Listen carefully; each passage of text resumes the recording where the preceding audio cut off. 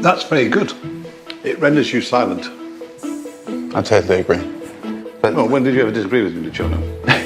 never. Never really disagree with your father. No. Well. What do we have here, Max? Could it be the fiery-tempered Michelin star-laden chef Marco Pierre White and his somewhat gormless son Luciano indulging themselves at Bangkok's top fine dining haunt, Sawn?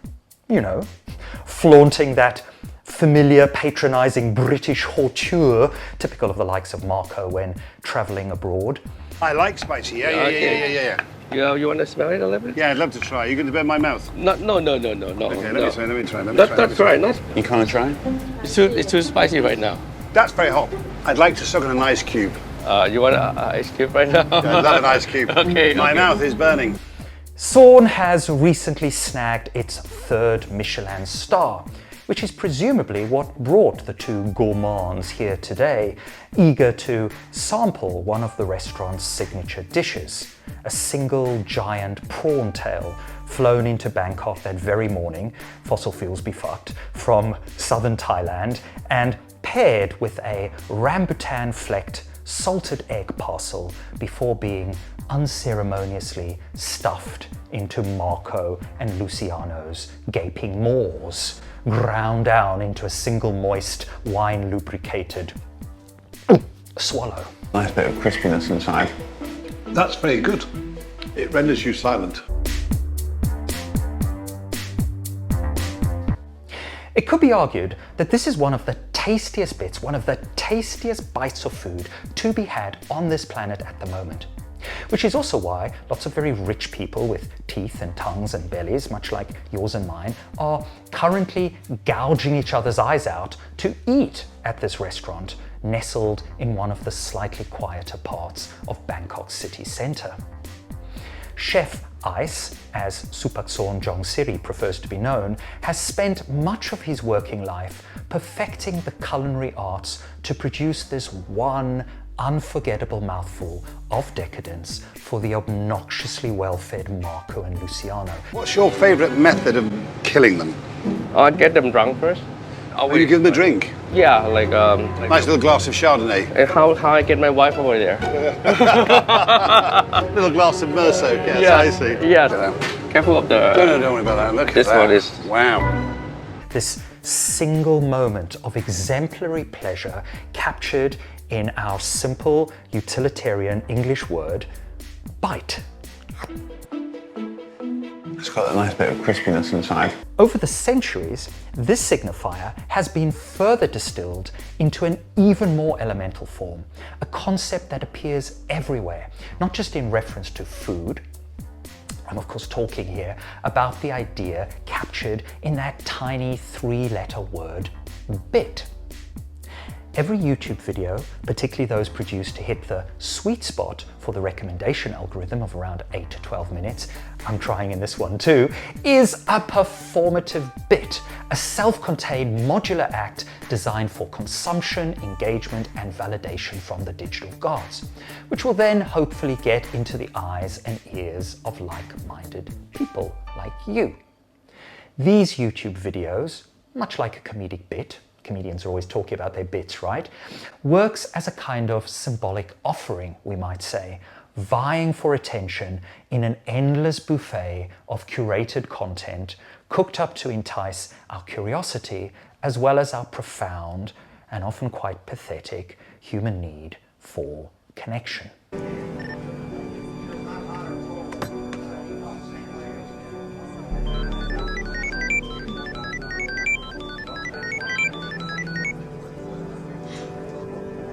Thus, every great bit, whether a single, meticulously plated prawn at a 3-star Bangkok restaurant, a viral YouTube, Instagram or TikTok upload, or just a flawlessly executed punchline in a stand-up routine, represents a precisely engineered moment crafted for maximum impact in minimal time. The bit is always a kind of bite, economical, intense, and hopefully unforgettable. That's what each bit and each bite is about. A chef's signature dish, a content creator's viral reel, the comedian's bit don't just nourish or amuse, they signal something. The crafted perfection of the bit accrues what the sociologist Pierre Bourdieu in the 1980s came to describe as symbolic capital, which is to say, a form of social prestige which can then be converted into power. The creator of the bit will only get this power, manifesting as prestige, profit, pussy, I don't know, survival, connection, intimacy, essentially, if the bit lands.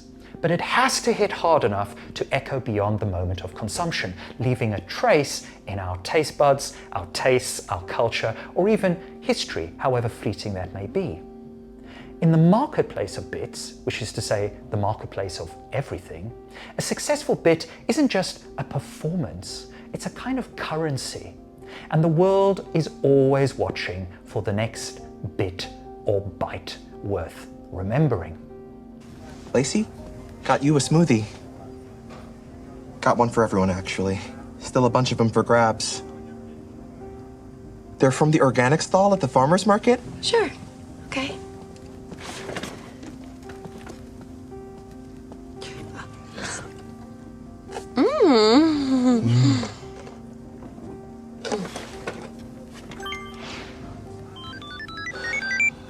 Thank you. Thank you.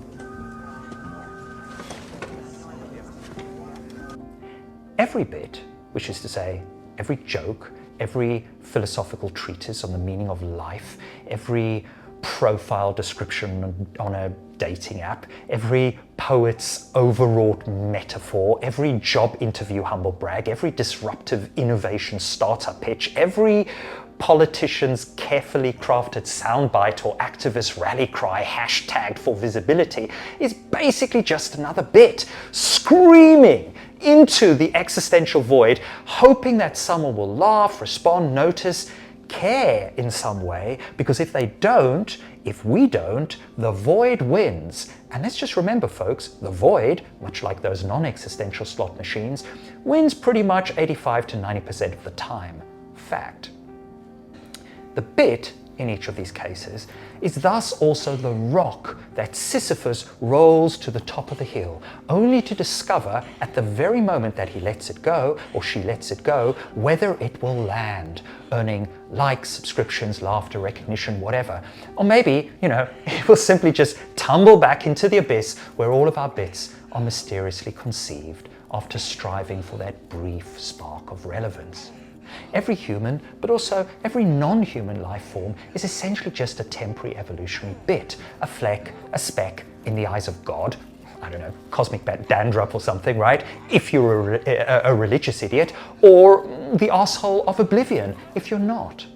Once you start seeing everything as bits, not just those carefully crafted comedic lines or the artfully plated Michelin-starred morsel, but every social interaction, every winning idea, every tweet, every compliment, just, bits stacked on bits, recycling bits, spawning more bits, the whole of human existence begins to resemble a sort of never-ending, though rest assured the end is nigh, cycle or loop of bit creation and bit consumption, and very little else. Perhaps this is because we craft bits not just for attention, but for dopaminergic survival. Tiny little bursts of validation lighting up the brain's reward centers like a sort of a slot machine on fire.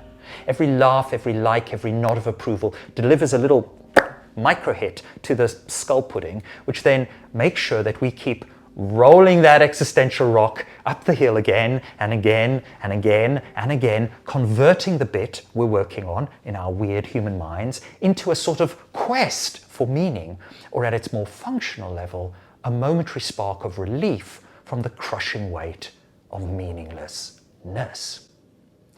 The bit, in all its absurd glory, I guess I'm suggesting here, isn't just a cultural artifact, but rather an evolutionary hack designed to trigger the precise biochemical cocktail that makes existence tolerable or even enjoyable for just a fleeting moment.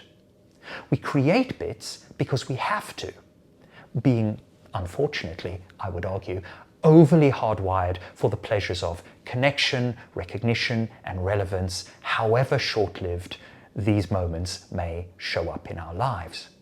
We are fundamentally compelled, you might say, well, this idiot is clearly compelled to craft, post, text, perform, plate, pitch, and then, pray for views and likes, not because he thinks he'll win in any substantial way on the, the YouTube social capital slot machine. Come on, I mean, let's be real. I've got 60 videos on here and still only the occasional algorithmic tourist watching them on any good day. But, achieving cultural validation, even if it isn't on the cards for this idiotic content creator and for most idiotic content creators, it's not really about the big wins in the attention economy, but it's perhaps more just about any kind of win, frankly, right? That's the chemical nudge that whispers in our little minds, try again. That's what keeps us, or at least me, this idiot, pressing the upload button every few days and keeps us playing and invested in this endless game of bits and bytes. Bits aren't just how we entertain ourselves. We create, perform, and share our bits because somewhere deep in our human-animal consciousness, sharing equals survival. The tribe only keeps you around if your bits feed them in some way, whether with food, stories, sex, or a perfectly timed punchline. The modern world may have swapped the campfire for the algorithmic feed, but the game is still the same. Make something worth consuming or risk being left out in the cold. Comedians talk about dying on stage if their well-crafted bits fail to raise a laugh.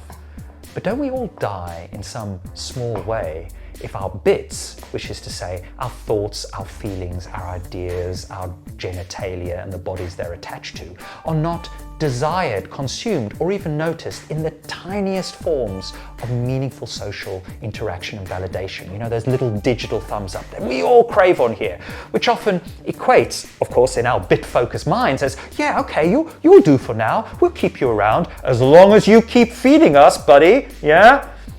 And strangely enough, that is all we really need in this idiotic equation to continue making more bits. That's all we need. That's all I need. Thank you for watching. This piggy is very good. When food's this good, do you know what we're doing? What? We're celebrating the life of the pig. Thank you, sir.